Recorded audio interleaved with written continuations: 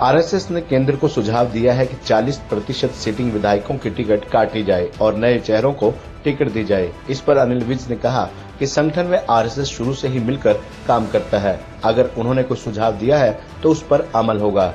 अनिल विज ने वीरेंद्र सिंह के उस बयान का भी जवाब दिया जिसमें उन्होंने कहा है कि भाजपा के 47 विधायक उन्होंने बनाए।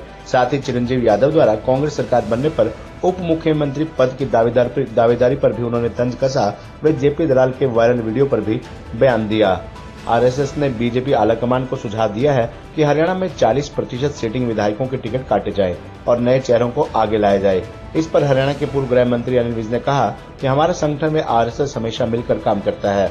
अगर उन्होंने ऐसा कुछ कहा है तो उस पर हमेशा ही कार्रवाई की जाती है। पूर्व केंद्रीय मंत्री वीरेंद्र सिंह ने एक बयान में कहा कि उन्होंने भाजपा के 47 विधायक उन्होंने जितवाए।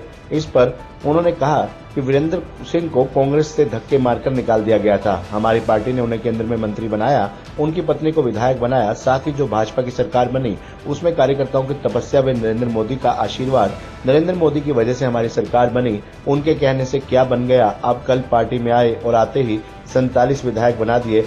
ये बात आप किस आधार पर कह रहे हैं?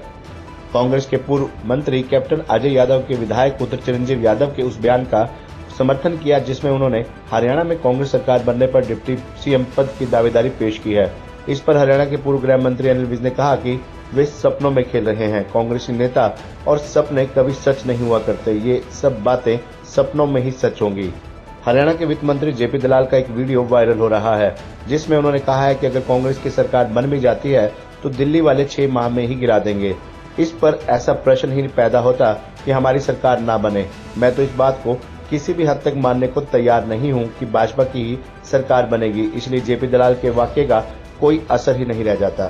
देखिए, हमारा संगठन और आरएसएस आपस में समझ से मिलजुल कर काम करता है और अगर उन्होंने कोई ऐसा सुझाव दिया होगा तो उनके सुझाव पर हमेशा कार्रवाई की जाती है। देखिए, वीरेंद्र सिंह जी को कांग्रेस से धक्के मार के निकाल दिया गया था। हमारी पार्टी ने उनको केंद्रीय मंत्री बनाया, उनकी पत्नी को विधायक बनाया और हमारी जो सरकार बनी वो कार्यकर्ताओं की तपस्या और नरेंद्र मोदी जी का आशीर्वाद, नरेंद्र मोदी जी की वजह से हमारी केंद्र में सरकार बनी। भाई, आपके कहने से क्या बन गया?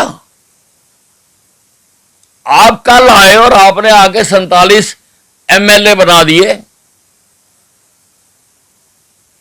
किस आधार पर आप इस प्रकार की बात कर रहे हैं? सपनों में खेल रहे हैं कांग्रेस के नेता और सपने कभी सच नहीं हुआ करते। सपने कभी सच नहीं हुआ करते। जी, सब कुछ जो ये कह रहे हैं ये सब सपनों में हो रहा है। देखिए, ऐसा प्रश्न ही पैदा नहीं होता कि हमारी सरकार ना बने। मैं तो इस बात को किसी भी हालत तक मानने के लिए तैयार ही नहीं हूं। हमारी ही सरकार बनेगी, बीजेपी की ही सरकार बनेगी, इसलिए जेपी दलाल के वाक्य का कोई असर ही नहीं रह जाता।